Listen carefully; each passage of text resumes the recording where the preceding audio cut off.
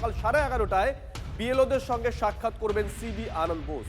দীক্ষা আমাদের সঙ্গে রয়েছেন টেলিফোন, আমাদের সহকর্মী। দীক্ষা, কেন এই সাক্ষাৎ?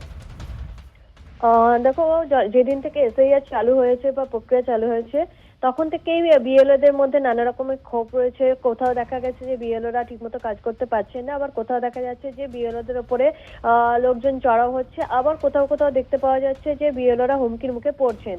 এই পুরো প্রক্রিয়াটা, এসআইআর প্রক্রিয়াটা করতে গিয়ে বিএলওরা কি কি সমস্যার সম্মুখীন হয়েছেন বা কি কি তাদেরকে বাধার সম্মুখীন হতে হচ্ছে, কোথাও তাদেরকে হুমকির মুখে পড়তে হচ্ছে, এবং অনেক জায়গায় দেখা গেছে যে তাদেরকে তারা আত্মঘাতী হয়েছেন বলে শাসক দল অভিযোগ তুলেছে।